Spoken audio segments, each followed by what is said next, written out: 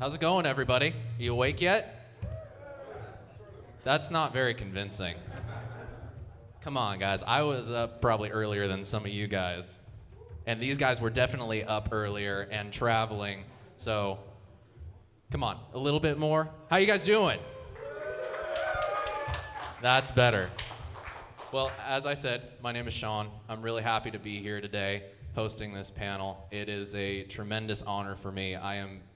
Got my first pedal when I was 14 years old, and it's been an obsession ever since. And many of the pedal builders that we have on this panel today, I have owned, sold, lusted after, bought, sold, traded their products over the years. So this is a big thrill for me. And I'm going to introduce these guys right now.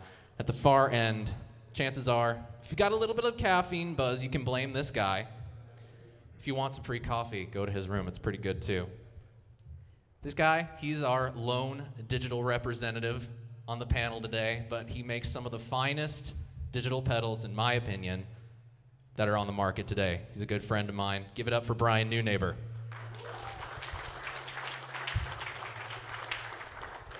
Next to him, you might not know his name, but you definitely know the company that he works for. This is the man behind some of the coolest things that Seymour Duncan has done. And he's also headed up their recent revamped line of effects pedals. Kevin Beller, give it up.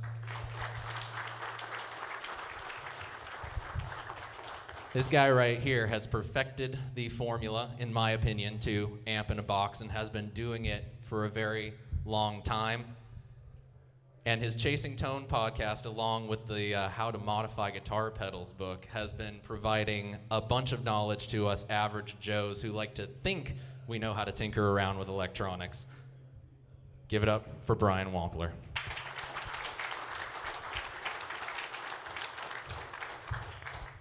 This man right here, his company, in my view, is doing some of the coolest, not just original products, but custom shop things in the pedal world today. If you take a look at their Instagram feed, you can sometimes get a look at what they do, recasing, custom finishes, and bringing back some of the raucous tones of Silvertone and Supro. Josh Scott.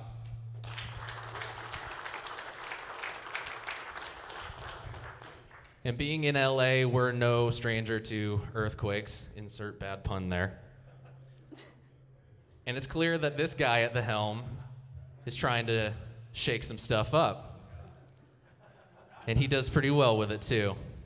Give it up for the fearless leader of Earthquaker Devices, Jamie Stillman.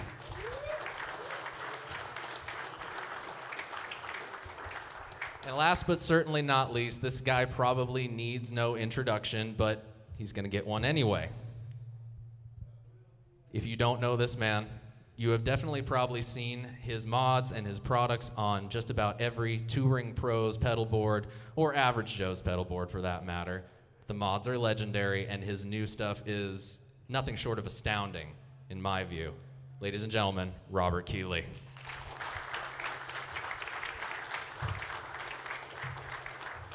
Guys, thank you for being a part of this. It means a lot to me to be able to talk to you guys. I'm a huge fan of effects pedals, and we're just going to jump right in. So one of the things I wanted to talk to you guys before we get to the more deeper aspects of what you do is, being a independent contractor and being a small business person, it's tough to start a business these days, and you guys have proven to be very successful as small business owners, as small business operators. Just going down the line, what made you decide that this crazy idea of starting a pedal company, bringing us what you do and your expertise, was a good idea to begin with? Brian, why don't we start with you? Well, this is something I've always wanted to do. I mean, I started out playing guitar when I was in high school and college, and I always knew that I wanted to work as a designer in this industry. And so I kind of laid out a roadmap for myself so that I could do that. Going to school, working for other companies in the industry. But at some point, you think that you have more to contribute than you can do by working for someone else, doing what, trying to fulfill their vision instead of your own vision. So I reached a point where I really wanted to make my own designs. And so at some point you just have to kind of try, put your foot out there and try to do it.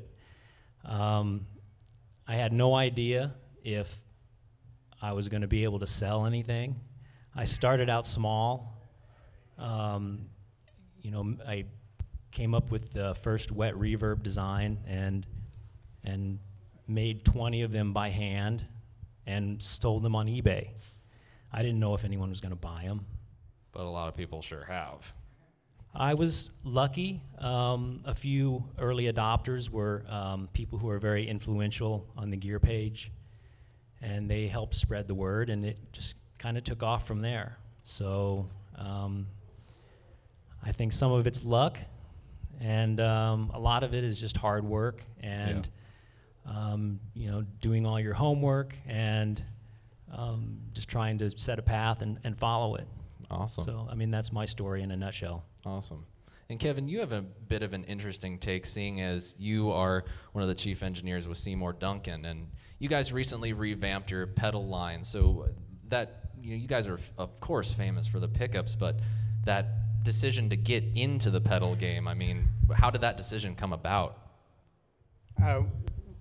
We see the pedals as just sort of a natural extension of what we were already doing. The pickup is sort of where the signal starts, and pedals are one of the next things in the signal chain. And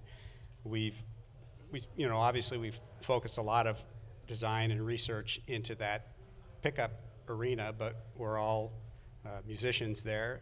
I have a musical background, a musician long before I was ever an engineer, and it's just the next part of the chain that you think, well, we've already done a lot at the beginning, let's move down the chain a little farther and see what kind of innovation, what kind of creativity we can apply to the next level.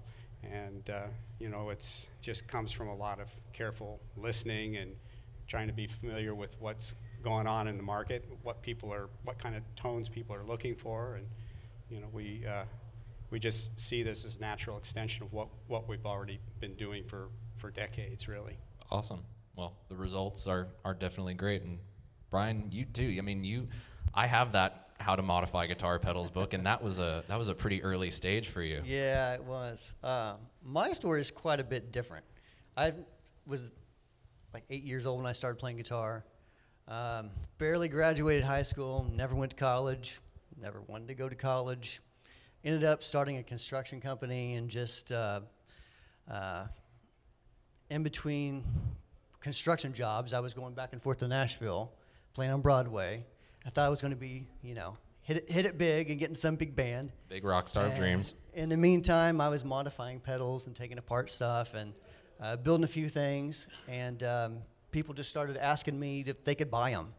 And then they told their friends, and they told their friends, and I had retailers asking me if I could sell them pedals, and I kind of got thrown into a business of building pedals. So it was I never had a conscious plan of like, I'm going to start a pedal company, and I'm going to do this, and then here's my business plan.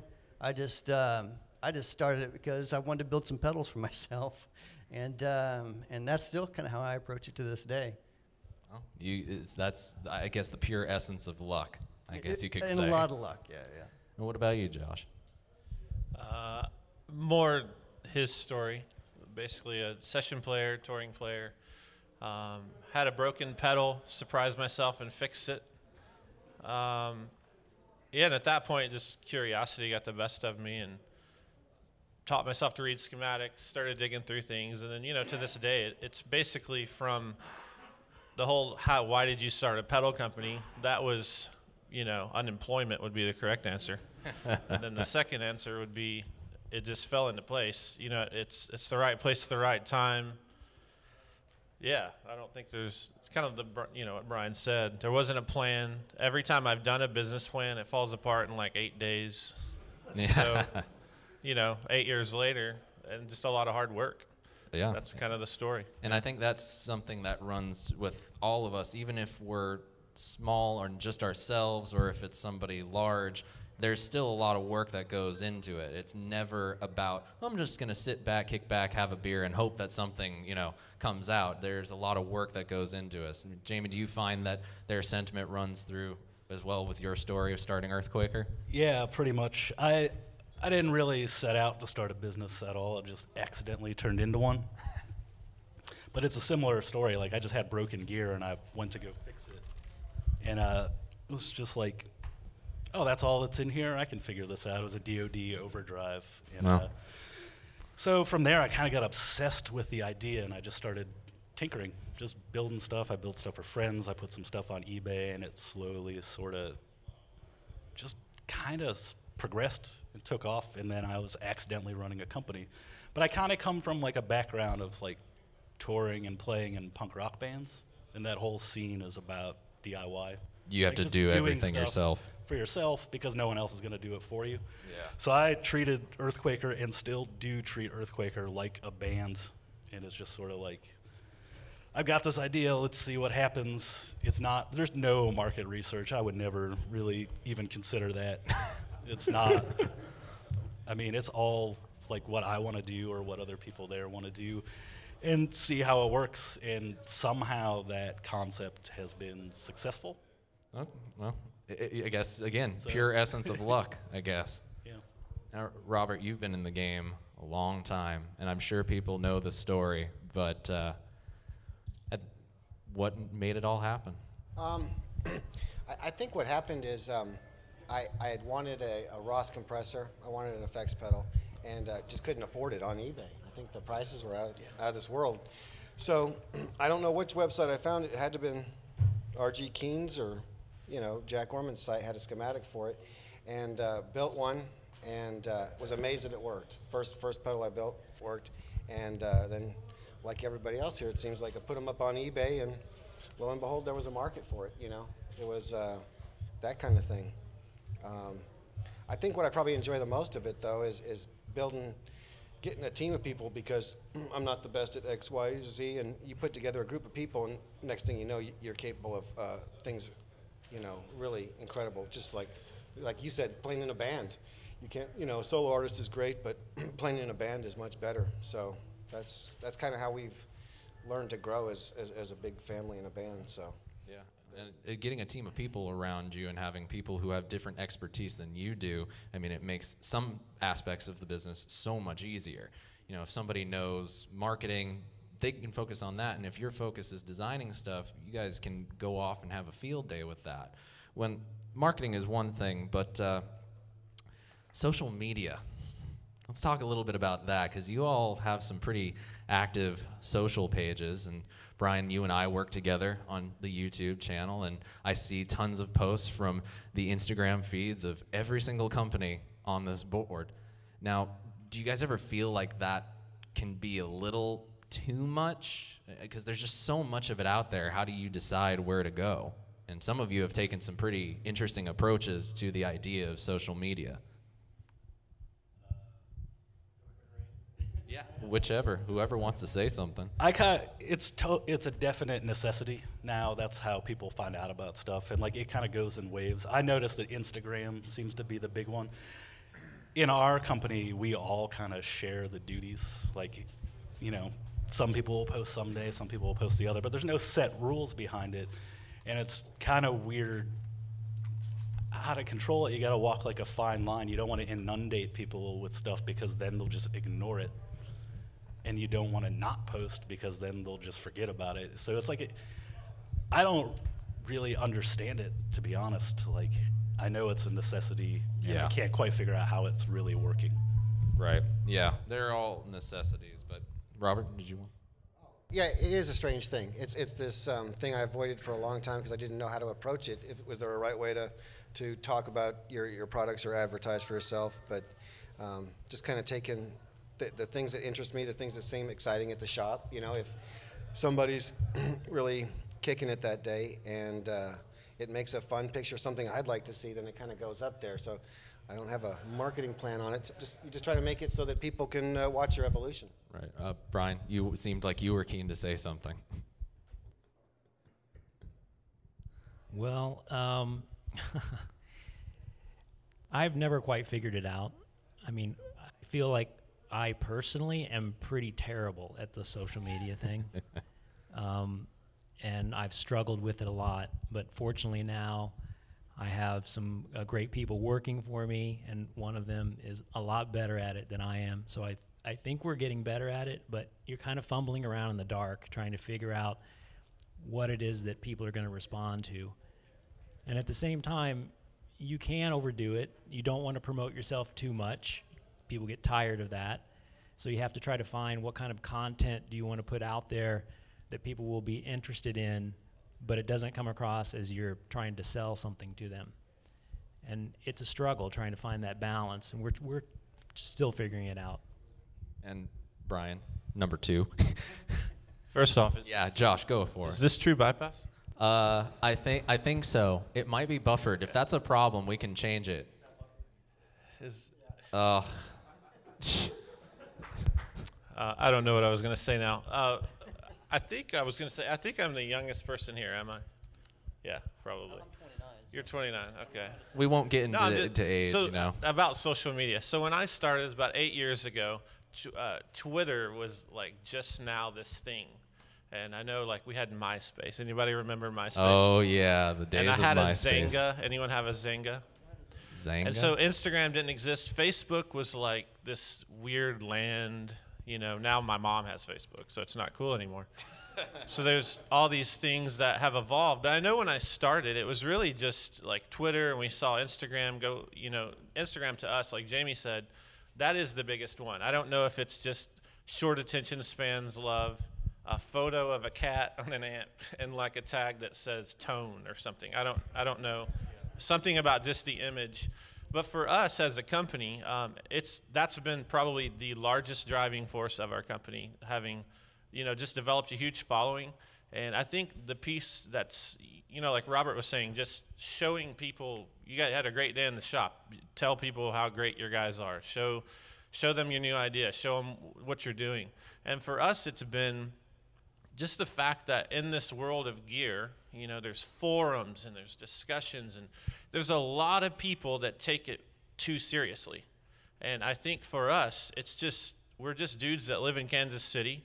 We go home to our kids, we eat barbecue, we mess stuff up, and we're on Instagram, and you can make fun of us. That's how we've approached it. Like, I want my company to have a personality, and I think like Instagram just shows a personality. You know, we're doing really cool stuff. We make a great product. We stand behind it.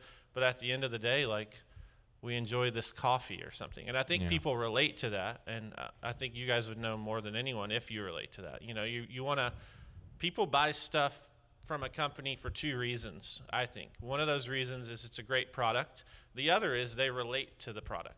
So a lot of people relate to us. A lot of people relate to Brian. Our pedal may sound almost identical because everything's a tube screamer anyway. So, Tube screamer, but at the end of the day, all that stuff. you know what I mean? But for real, there's a lot of that goes on, and we just try to show ourselves and connect with the people and get ideas from you, just show you that we're real. That's my take on social media and what we try to do with it. Well, what you said actually brings up another thing at large, just about the internet. And, you know, that can be a double-edged sword sometimes, because let's face it, in the last year and a half, 2 years, you know, maybe even longer than that, it seems like there's been a lot of controversy surrounding small pedal builders, and they're either taking designs from other companies and claiming them as their own, gooping a tube screamer and saying that it's something else. I mean, that's got an effect on you guys. I know it has, because I see it in other players. I see it when I hear the things that they talk about. I see it on the forums. When that happens, how impactful do you feel like a ripple effect from those sort of things at all? Any of you guys? I mean, this is something that touches all of us. I know, I mean, on our podcast, which is kind of one of the things we do with social media, it was kind of a hot topic because there were some things that just happened with a company here in California that was less than legit. We won't name names. Yeah, less than legit. And when stuff like that happens, it makes us all look like we're taking cheap pedals and putting them into a different enclosure and then raising the price up a bunch. And people don't see the fact that we're taking transistors and measuring each one to find the best transistors, or that, you know, every solder joint is looked at under a microscope to make sure that that it's good, or that we go through tons of switches and check them all out and throw a bunch of things away that just aren't up to standard. So I mean, when stuff like that happens, it kind of hurts the whole pedal industry, I think, you know.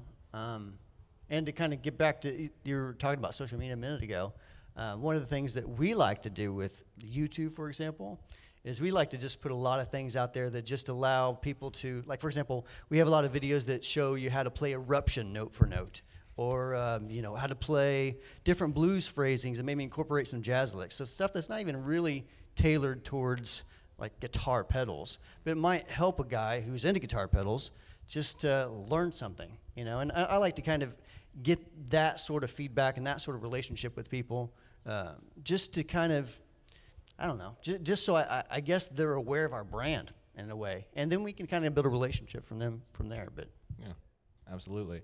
And you know, Kevin, I wanted to ask you, especially when these things happen. I mean, being that you work for Seymour Duncan and they're one of the biggest pickup manufacturers in the aftermarket industry, do you guys feel like you feel those impacts of when a business decides to maybe do something not so ethical? And even if they're on the smaller side, because you are a rather large company in the industry, do you feel that effect? You know, I don't necessarily feel that it reflects on us personally. I think it maybe kind of puts a little bit of a cloud over the music industry as a whole, but really what people do is what that person does. I don't think you can hold everybody responsible for one person's unethical business practices.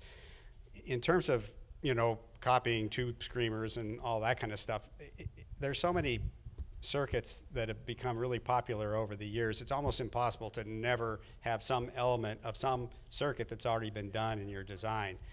But I think it's up to you as a designer and manufacturer to bring something unique to that product, whether it's changing the voicing a little bit, coming up with a better way of you know, having more consistency from unit to unit, to improve it in some way that's worthwhile to the customer. You're bringing value to the customer that wasn't there before. So I think as long as you can do that, you're bringing something to the process. You're not just copying a design and throwing glop on top and saying it's something cool and selling it for $400. Well, maybe it is, the perceived value is $400. I don't know. I won't speak on that. Jamie, are you anxious to say something? Dying to say something. I think it kind of touches on a lot of that. The one thing that I think a big problem is just like with the forums, there seems to be a lot of importance placed on parts somehow, where like a common player like 20 years ago, I don't think would have ever thought about what brand of op amp is in my distortion pedal, and does that brand tell me that it's a tube screamer? So it's like you build a pedal and it has like a 45, 58 in it or something, and people are like, well, it's a tube screamer because it has that in it. But that's just ridiculous. I kind of think that that's sort of a terrible thing that has spread from just people on the internet paying too much attention to stuff like that. At the end, it should just be about how it sounds. Like, why do you care about what parts are in that thing? Does it sound good to you? Yeah. And like, do you feel like you're being cheated because it has that in it? And just the idea that sometimes when they see that thing, they assume that it's something else. Yeah. So they get the wrong impression sometimes with that. I don't know. Can you make music with it? That's the important thing. Does it sound good? Does it make you want to play the guitar? Do you realize that a lot of these circuits are basic app notes off data sheets anyway? And that's always a building block. There's one way to turn something on and get it to work. It's what you do around it. I don't know. I feel like the importance of like what's inside stuff is kind of misplaced a lot of times. Maybe so. I don't know. Josh, you might be having another opinion on that. Yeah, and like maybe Robert can chime in on this. Someone a little smarter, but I mean at the end of the than me, he's, you know, I think he can run circles around me when it comes to topology and stuff. But at the end of the day, an overdrive. How many ways can you make an overdrive? You know, that's like Jamie said, there's literal data sheets for transistors, and it shows you how to turn the transistor on and shows you what to do with it. And so, you know, like common emitter transistor thing, you know, there's hundreds of pedals like that. And I think, like Jamie's saying, you get into this environment where the DIY community has grown huge. And, you know, 20 years ago, nobody would have cared that. They obviously didn't, because you had several companies doing the exact same thing. Ross was just making MXR pedals. Nobody ever noticed, and now they notice. You know, you can look back through history, and there's all these companies, and they're using the same chipsets and the same stuff, but it had their little touch on it. And I think it does get out of hand when, you know, you see a transistor and you immediately think it's a clone of this thing. Or there's just so many ways to do the simple thing, and then again, there's not so many ways. You know, it's all about, you know, a little bit of resistance change, a little bit of this, that, or the other. And at the end of the day, there's only so many ways to do something. And I think where customers should look to and be really interested is just find, you know, look to companies who do the classic stuff well, and then look to companies who are doing innovative stuff. Maybe they're breaking old circuits and ruining them, but they sound great. You know, I'm serious. Like, maybe there's, you know, that's my goal, just trying to do. I think a lot of us up here just, you can only do so many tube screamers. They're great. I have the Moonshine as a tube screamer based pedal, but, you know, just reaching out, trying to innovate and do something different, whether that's digital platform mixed with analog or whatever. Yeah, I think it comes down to just too much worry about the internals of things. You know, listen to it, buy it if you like it. Yeah. You know, I think sometimes the paranoia of it creates the very thing that everyone's paranoid of. Yeah, and I know, Brian, you and I have had conversations in the past about the wet reverb, how when people hear it, they perceive a certain sound, but when you try to explain it, it doesn't hit at what you're hearing. I mean, speaking as somebody in the digital realm, you know, with these things that the guys have been talking about, when, you know, a certain internal component, does it really contribute that much to the overall sound, or should that not be a concern? I always tell people, use your ears to judge the sound, and don't worry about how is it implemented. You know, if it's analog or digital or what parts are used. That's really the only thing that counts, is if you like the way it sounds, and if it's going to be a reliable product. I mean, that's all that matters in the end. Some people seem to get a little bent out of shape about digital products, trying to attribute a certain sound to them. And digital doesn't have a particular sound. The sound is all in the implementation and in the algorithm. And it doesn't matter if it's digital or analog or tubes or transistors. You can take any of that technology and make it sound good or make it sound bad. So in the end, you just have to use your ears to be the judge. I think that's the biggest point, is that in the end, what these things can be used for is to make some beautiful music, make some sounds. And I think that what you guys said about using your ears is the biggest point. Now, aside from the internet being a source of controversy, it is also very cool in that it's allowed us more access to your product. You know, I can speak as someone being completely obsessed. I'd go to certain stores and there's none of your guys' stuff, or there's a lot of one other guy's thing and then one of somebody else. Now, I know, Brian, a lot of the Neunaber business is done direct sales. Whenever I'm over at the office, it seems like you guys are always sending stuff out in the mail. And do you guys feel like that, especially with all the troubles that we seem to hear the brick and mortar stores going through recently, do you guys feel like the industry is going to shift to a point where any of us can go onto your website and buy whatever we want from you guys? And do you guys see any challenges with that? Yeah, we've been playing both sides of the fence for the dealers out there.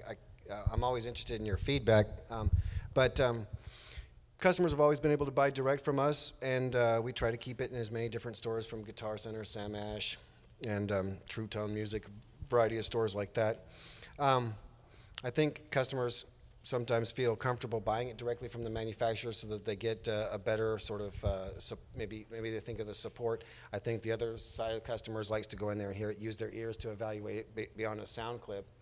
But yeah, if it wasn't for the internet, I think the first part of your question, if it wasn't for the internet, I definitely wouldn't be in business. I can't hawk pedals in Oklahoma. I still don't think I've sold one to an Okie yet, you know.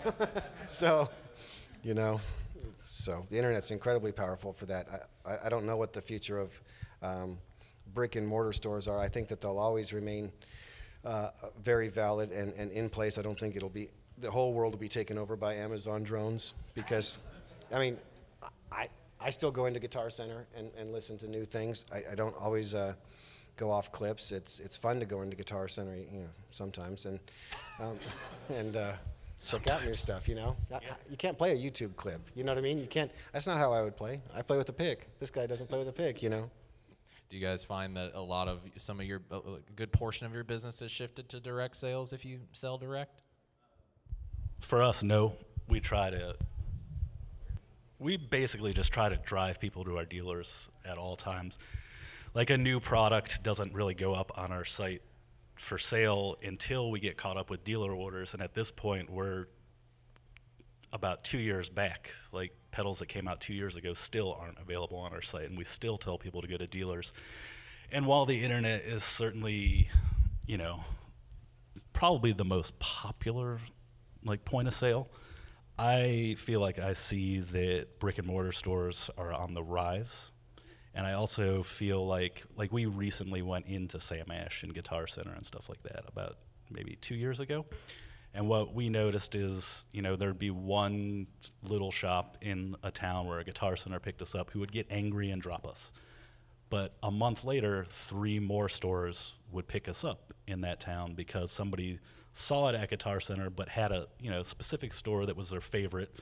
And they're like, I would like to buy it from you instead of Guitar Center, but I saw it over here. Can you call this company? Can you get their stuff in?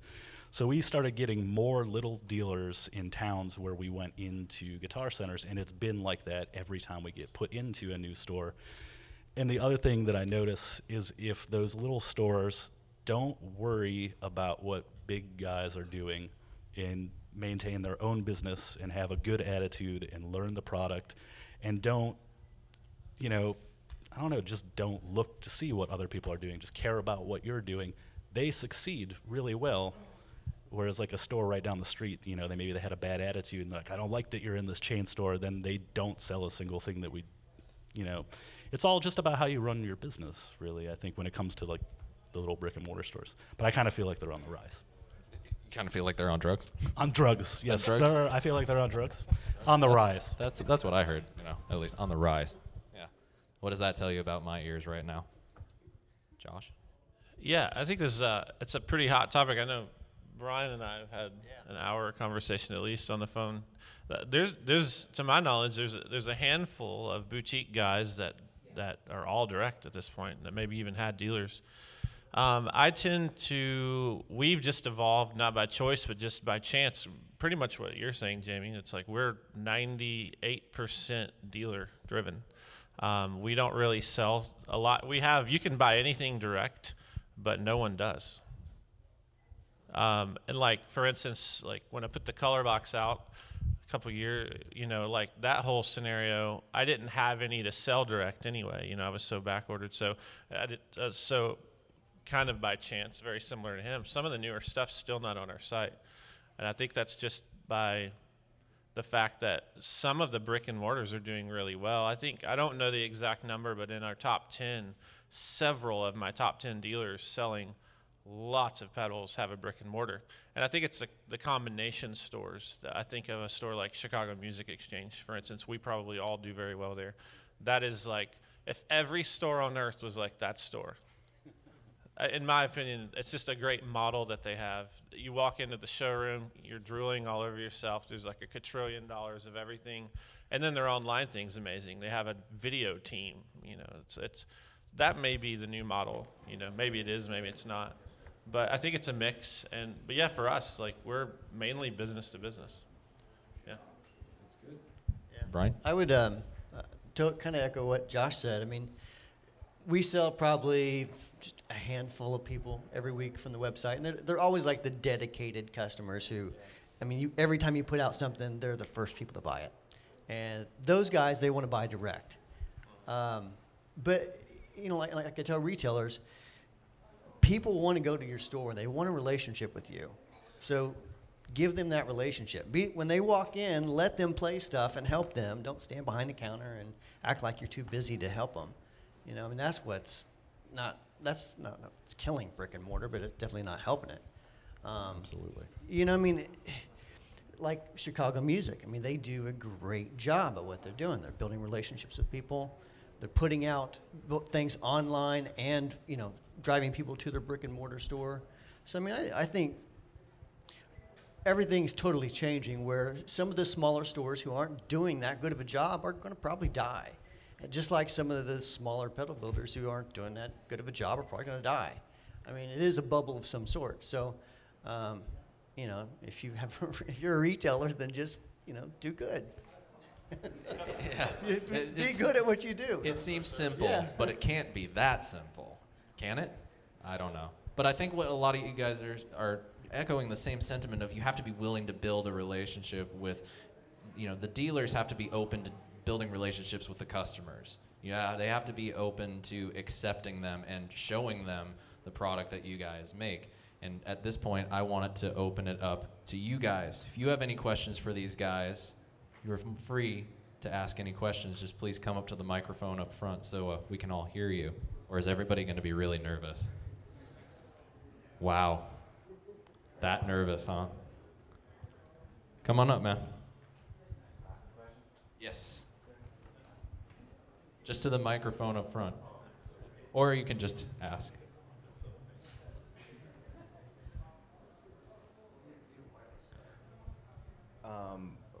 Was there an individual that started the pedal craze?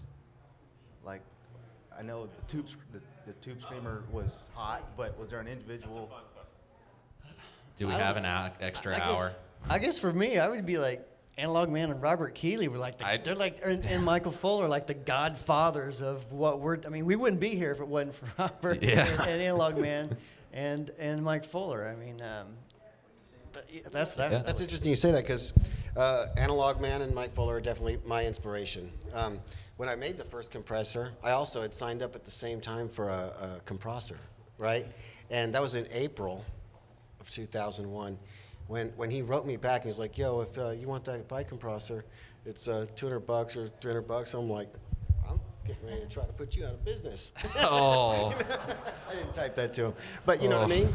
It's your peers and competitors now that are people that inspired you. You know, actually, speaking of inspiration, who started the pedal craze? It's interesting when I look at you guys and you see some of the interesting design philosophies. Brian's amp in a box thing is really fun.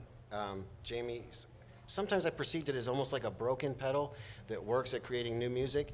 That type of design philosophy is actually really cool. It makes me envious. I'm like, okay, so I could break stuff and sell broken stuff too. God, that's pretty cool. You know? So every earthquake or pedal, I guess, is essentially a broken pedal now? No. Heck, our new compressor our new compressor pro is actually a dual tube screamer. There's two 45/58s in it. It's a dual screamer. You can lapse it into a mode. There's an internal dip switch that slips it into the tube screamer mode. I feel like that's kind of a funny thing. I spend very little time considering how people perceive us. That's not a way that I would have ever think that people would perceive stuff that I've worked on, but I do stuff like that. I mean, we do a lot of digital stuff. Yeah. And my knowledge of a lot of this stuff is pretty slim, like textbook-wise, but I know how to do it. Like, I understand it. I know, like, when something doesn't work, I know exactly how to fix it. You know, if I want this response, I know how to get that response. And a lot of that is because I don't want to know everything, because then it's still fun. It's still fun to mess with stuff until you get to where you're trying to go. Where, I guess that's probably what Robert is saying, like, there's always some way you can turn a knob on some of especially our digital pedals, where you're like, Is it supposed to do that? Let me email them 40 questions.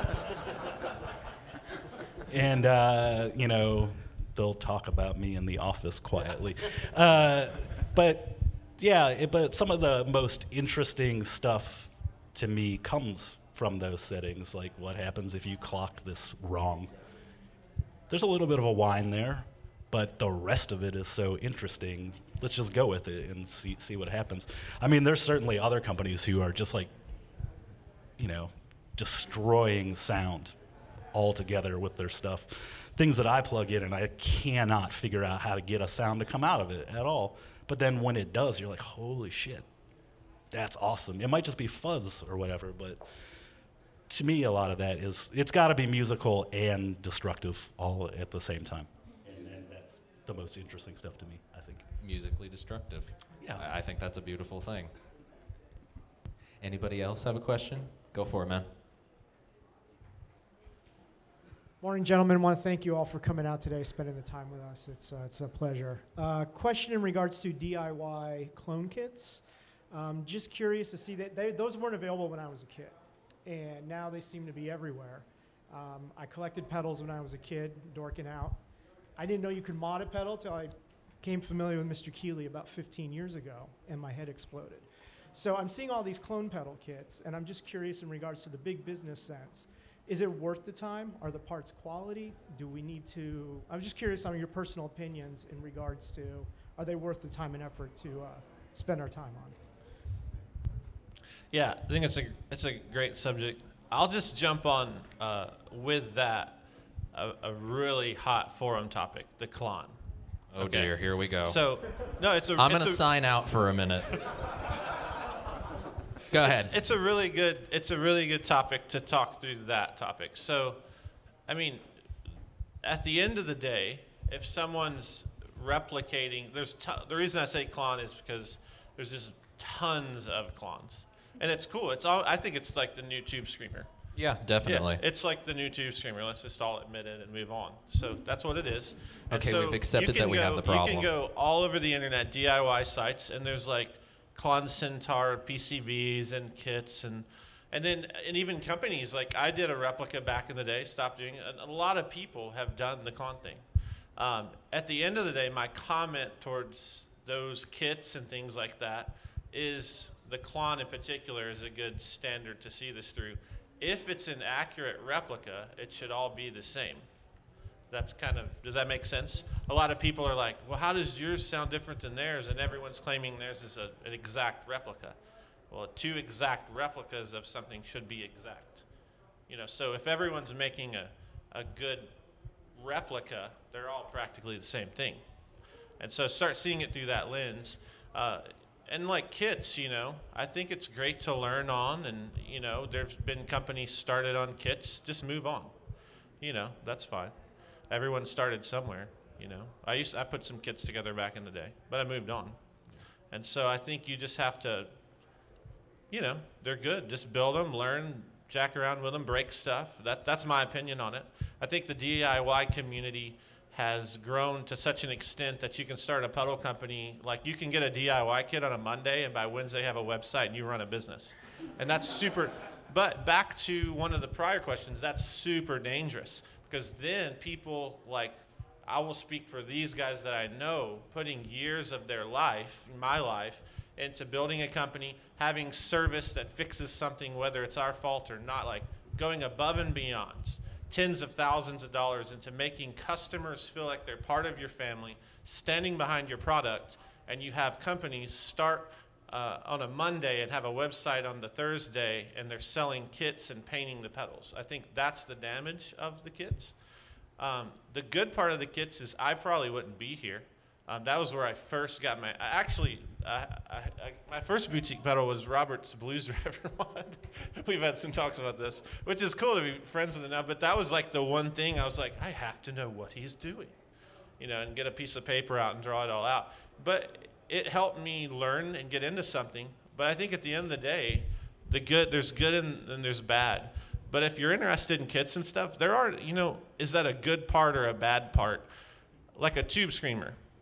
It's a chip that costs like 10 cents, and there's capacitors and resistors, And you could build it with good and bad parts, whatever the forums say those are, and they're all going to sound the same pretty much. So if you want to build a kit, just get a kit and build it. You know, it's going to sound okay. It's going to sound good. That's my opinion. Long-winded opinion, but Robert, of course.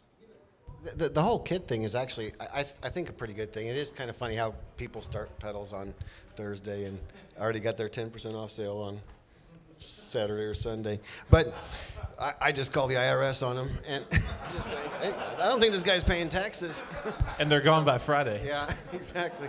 So, but you know, the mod kit thing is very important, and I don't want to discourage anyone from doing it. I don't think it. Occasionally, I've felt that it has been, you know, impacted my business. But if I relate it to how I probably started in the effect pedal business, was building a Chevy 350 motor. If Chevy got mad at me because I built a motor, or I wanted to sell motors, or that I bought a cam or an intake manifold or a carburetor and put together my own thing, they'd be destroying the whole spirit of it and the whole education that gets people to be enthusiasts and to buy other things. I don't build motors anymore. I buy completed cars. So to get mad at the guys Edelbrock and Holly for selling parts and encouraging you to build your own would be productive, I guess, for the effect pedal business. So buy kits, buy lots of kits, have fun, build them, because I think you become a smarter customer, so. And Yeah, I guess I'll throw my 2 cents in. Probably a lot of people don't know this, but I was actually going to start a build your own clone type site at one time. And we actually did. We had a website up and we had some circuit boards up. And what I started noticing right away is that some people just shouldn't be soldering. I mean, we'd get these emails back that said, I built this, let me send you a picture of it, it's not working. And it looked like they used a propane torch of some sort to put it together. And I'm like, I don't know how you did this, but there's no way, you've basically burnt that circuit board up and anything within a 5-foot radius of it. So, as far as fun, it is a lot of fun. It's very addicting. The Build Your Own Clones, that site has a lot of great stuff. Mad Bean is also another one that has some great PCBs. I think what makes it hard as a guy that owns a company is when I see those people who are selling circuit boards for our pedals. Because there's a lot that goes into R&D, as everybody knows. And I think layout makes a huge difference as well. I think circuit board type makes a big difference. And then the quality control is a big part that you may get something that sounds similar to if I bought a Morning Glory circuit board or something. And but if something goes wrong with it, you got a problem. And it may or may not sound exactly like the pedal that Josh built or whoever that company is trying to clone. So I don't know, but as far as fun, it's a cool thing to do, and it's pretty addicting. Well, fast thing? yeah, go for it. So one fast thing on this. So just to show you, like he mentioned in Morning Glory, I've seen like literal copies of your stuff, like graphics and all. Yeah. So we've had some of that happen, like in South America. You too? Yeah. Thanks, South America. One of the problems I'm seeing is, you can Google image right now on your phone, JHS Morning Glory Vero layout, and it'll be there. Someone reversed it. You can go build it. We have actually started getting the clones that people are building into our repair department telling us to fix it.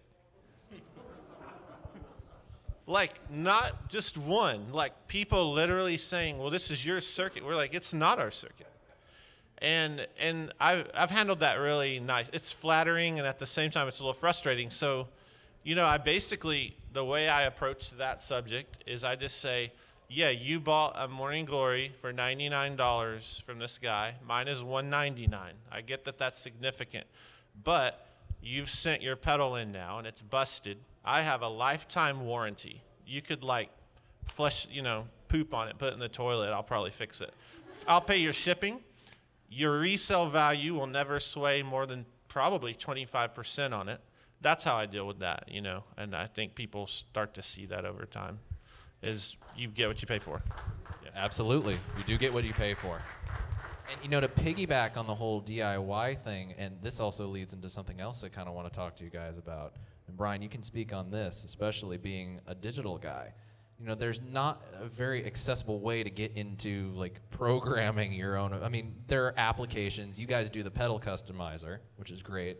But then there's other applications of just being able to tweak certain parameters. Is there even a DIY way for digital effects?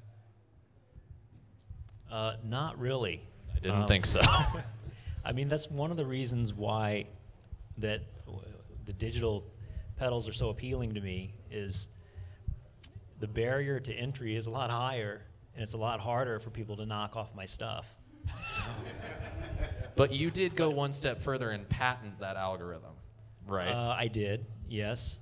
But even things that are not patented, it's really hard to reverse engineer something that has firmware in it. About the only thing you could do is try to read the firmware out and then program that into an identical design. But then you've got a copyright violation. So it's tough to do that, to knock off a digital pedal. And there aren't a lot of good resources out there for people who want to get into it. There are a few things that make it easier.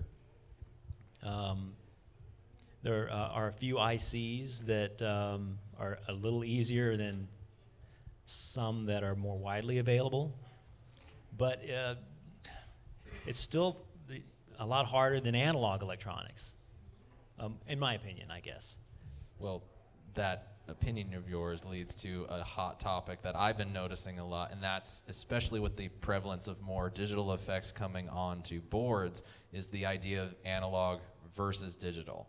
Now, if you ask me, hey, if it sounds good, if it feels good, and it lets me make the music, I'm right as rain, and I'm a happy camper. A lot of guys are shifting over to the modelers. A lot of guys are shifting over to the rack-based rigs. Do you guys feel like maybe somehow the pedal's day is numbered? No. Good answer. Good answer. I mean, MXR is still in business. Electro-Harmonics are still making pedals, and when they weren't, I don't think it was because they weren't popular. TC Electronics, yeah. I think that there's a weird trend in pedals that for a little while was, how tiny can we make this thing? And that's ridiculous. Like, what? I mean, I don't know. They're not for me, the little tiny pedals. I see why people like them. But the current trend of like, how much can we jam into this?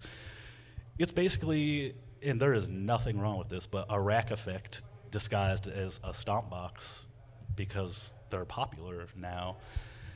And there's always going to be people like me who like, I'm in the middle ground, the simpler the better, but I kind of want a lot of things to happen out of it. Yeah. But then there's guys who just only want insane features that are, just over the top, but they want it this big.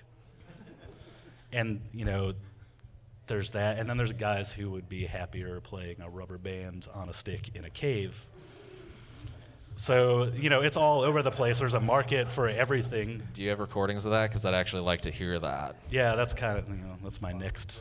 That's your business. next project? Yeah, when this whole pedal thing is over. But yeah, I kind of feel like there's always going to be a market for something. It might be really big right now. It might have been bigger like 10 years ago. It might, still be on the up. Who knows? But like the trend seems to be to pack as much in as you can. I don't really know where that's going yet, I think. I also don't know where I'm going, so I'm going to hand this off. Just going to throw everything in the wind and see what happens. Anybody else have any questions? Go for it, man.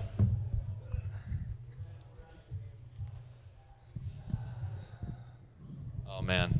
Tall. See, Yeah, I just was going to leave it up there. You're welcome, everyone behind me, for this. It looks good, man. Does it look good on the camera? Nice.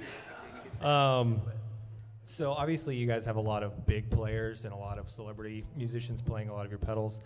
To branch off of that, if there was, this is like just a more fun, like not technical question, if you guys could put all your resources, not necessarily all your resources, but just like kind of like a desert island pedal, if you could like have it your way and design one end-all be-all pedal that kind of like you love more than anything else for one specific player? Like what would it be and who would it be, just for fun? So many. So like if you could design just one pedal that you were like, oh, if this was the one pedal that I chose to represent kind of what I do and how I feel about my sounds, could I target that to like my favorite player, and like what would you kind of do as just like one representative pedal for your company and target that to a specific player that you like or loved or grew up listening to? Like, I mean, if Hendrix was still alive and you got to sit in a room and design a pedal for him, like, you know, kind of branching off of that, what would it be, and like maybe who would it be for? Like if there's an idol of yours playing wise, maybe it's me, maybe it's not me. I'm just kidding.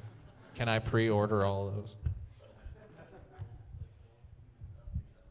That kind of opens up a whole can of worms. I mean, it's hard to pigeonhole.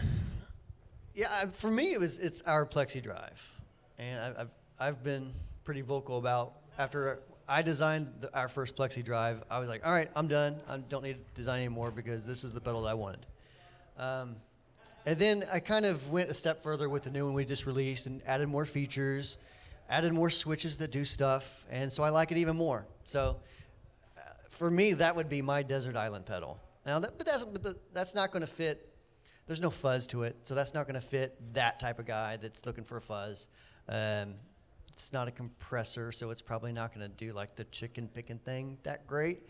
But for a straight up, you know, Plexi type thing, which that's like my favorite tone, that would be what I would probably choose out of our line. So. I don't think there is a favorite pedal or a favorite sound of mine. I think that's kind of what, when you said the Desert Island thing, I was thinking, DL4? No, not DL4. Can I Tube take a Screamer, pedal board to Tube the Screamer, Desert Island? Tube Screamer, not a Tube Screamer. Yeah, a Miku Stomp. Rechargeable. I think it's the tennis Miku Stomp, though, that'll probably win the day. Ooh, ooh. But, no, it's the same thing with artists that have used our pedals. Brad Paisley used a couple of our effects for a while. He's currently using Brian's. You had Steve Vai and Joe Satriani using our stuff for a while, and they moved on, and people were like, hey, how do you feel about that? And I started, at first it was like, well, it kind of sucks, you know, but then it's like, wait a second, I don't even like my own pedals. And then I get back to them. You know, I mean, I come back to them a couple years later, and I'm like, oh, that was pretty cool. But, you know, for a while you go through a point where you just don't like them at all. You know, I designed the chorus with Creighton back there in the corner. When we were done, we were like, are we an 80s metal band or what? This thing, you know. But then after a while, you get to it, and you're like, oh, wait, slide players like it. Okay, it sounds cool here. So there's definitely no Desert Island sound for me. It changes all the time. And I fully expect our artists to be hopefully exploring sounds too, you know. So no Desert Island pedal except for the Miku Stomp. The Miku Stomp. Oh, God. I agree with all he said. I would just revert back to the Zoom 505. That was my first pedal. It covered everything, and if you're on an island, does it really matter?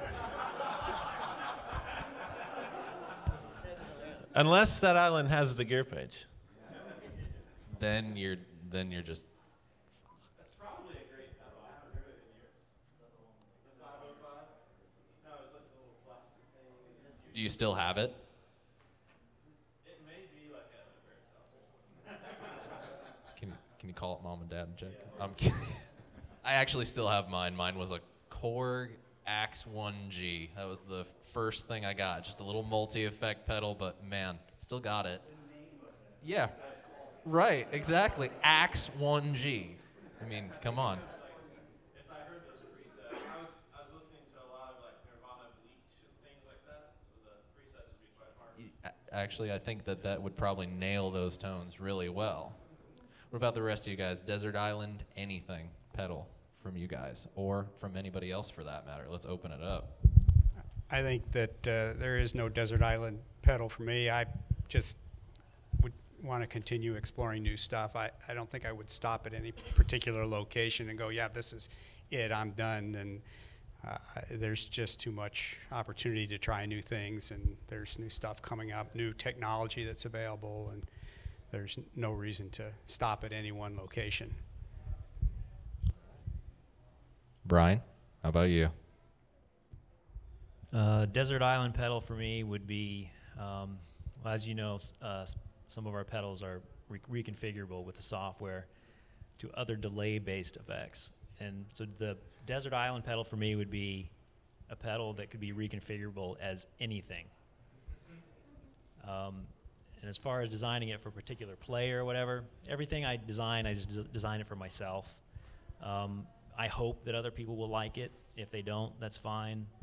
I figure if it can make me sound good or decent, then a real player will sound great.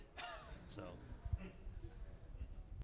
Well, that was a great question. I really loved that one, hearing your responses. And we're almost going to wrap this up, but I want one final thought from all you guys. This is a good open forum for us to hear from you guys. Many of us have probably wanted to talk to you for years. So I have to ask, if there's one thing you want to leave us all in the room with at the end of this panel about you, your company, what you do, what drives you, what you hope that they will take away from today, and just what you do, what would you say as your final thought? Robert, let's start with you. Or we can, do every other, and no pressure. Tube Screamers weren't punk until the Palisades? Yeah. Oh. Does that count for poetry? I'm going to quote you on that. That was great. One thing that I want everyone to know about us. I don't actually have an answer for this at all. It's just, I guess for me, it's just how much it takes to operate the business. That it's not an easy thing. I mean, a lot of people don't really know who we are, but we employ 30 people to get what we do done. And, we ship almost 1,000 pedals a week, at times. And it's like people, there's so much room to grow with it, but it's still when you're in it, you're like, how could it get any busier? And it's we just have a really awesome crew that once they're in, and they treat it like it's their own thing. It's really important to have people like that. Or my wife, Julie, kind of runs this whole business, and she just kind of stepped into it blindly and picked it up. And, she's kind of the heart of all of that, keeping it all together. And it's just, when it looks like it's just one guy just throwing stuff around, a lot of times it's a lot of people making sure stuff works, and there's more to it than just wanting an awesome fuzz face or something like that, I guess. Well said. There are a lot of people that go into the companies. Josh, how about you? Everything they're saying. Robert, you say something a lot, because I talk to you a lot, but about a team, I think that's what you're saying too. I remember, maybe it was Bjorn in some conversation in a back alley somewhere, just because that didn't sound weird at all. So there's this alley that apparently we all ended up in at NAMM near a dumpster. That's all I'm mentioning. I know that alley. It's the office, yeah. But I think it was, the JHS, that's my initials, and sometimes that's really hard two ways. It's my initials. I remember Bjorn saying, I wish I'd named it no, it was Paul C. He was telling me, I wish I'd named my pedals like rooster pedals or something, where it doesn't attach to your name. I mean that in the way of, it takes a team. I'm not a business person. I graduated with low D's. That's probably being really generous. And, no college, self-taught, putting myself through electronics textbooks, and trying to run a business on top of that is very humorous, almost having the business destroy itself 5 or 6 times, but then figuring out one key element that was magic. Everything I suck at, find a person that's brilliant at it. And I have built a team, and when you buy a JHS pedal, you're employing roughly 16 people. We all come into work 6 a.m. every morning. We leave at 5. We have kids, dogs, families. We like the same things you like. We're not perfect, but we love what we do. We literally love it. We come in, and we don't play guitar all day. That's a misnomer. I think a lot of people have y'all. Brian does. I think, no. But yeah, we work hard. I mean, so hard that I think I could speak for all of us that we probably all at times lay our head on the pillow and we're constantly thinking about how we suck at business and how we want to do this better and how this could be done better. You know, that's all I can say. We're just real people. We're just trying to do the thing, and right place at the right time seemed like the theme for all of us. So we're still trying to figure out that next right place, and we're just doing it. We're working hard, and that's what you're buying when you buy a JHS pedal. Well said. Yeah, I mean, I don't know if I could put it any better than that. I think a lot of us are kind of known for, well, except for Brian, of course, but overdrive and distortion, dirt pedals are kind of like what people kind of gravitate to. Well, and Jamie. Jamie's does the cool stuff. The broken dirt pedals. But I mean, for us, I mean, a lot of guys like our dirt pedals. And a common question we get is, what's the difference between 18 of your overdrives here? You know, and I tell people that it's kind of like colors on nothing. They're all two tuners. It's kind of like colors like Picasso. If Picasso had black and white to work from, it'd be some pretty boring pictures. So I mean, like, you know, Josh's pedals, Robert's pedals, everybody's pedals that we do, they're all flavors, they're all colors, they're all seasonings that you can add. You know, so that's, I mean, and that's what I love about building pedals. You know, we do employ a bunch of people. It's all built in America, like everyone here, and it's just our passion. It's what we love. If I had to get a job tomorrow, I probably would still build some pedals. You know, I mean, it's just what we do. Yeah. So I mean, it's we're not getting rich. There's no, you know, I don't have a Ferrari outside or anything like that. I mean, it's just it's our way of life, I guess. So that's what I'd say, I guess. Very good. Kevin? Well, fortunately, I don't have to deal with the business end of things. We have people that take care of that. I love that. I would hate to have to be involved in it, to tell you the truth, but we do. I do have to deal with the technical side of things, and I've heard a lot of discussion here about analog versus digital. What's the perfect part? Is a 4558 really special? And I don't really subscribe to any of that of one side or the other, or the perfect part for the perfect position. We mix analog and digital in the same product. We have digital products, we have analog products. Everything has its application, and some technology is better for certain applications. So it's really finding the right technology, the right part. We're really careful about selecting parts, and we really think about it a lot, but we're not, I mean, having them sound good is the first requirement, but there's lots of other important parameters that you have to look at to really to choose the best part, to choose the best technology for any given application. It all has to be considered, and how you put it together. Somebody mentioned circuit board layout. All that stuff is important. It all has to be wrapped in. So just because you copy a design, like we were talking about clones earlier, it may not work right because the circuit board layout is terrible. So, you know, we consider all that stuff. We look at everything really carefully, and we're not married to any particular thing at this point in time. We just try to make the best product we can for the given application. Well said. Brian, bring us on home. Wow, well, I can't really add to any of that. It was all very well said.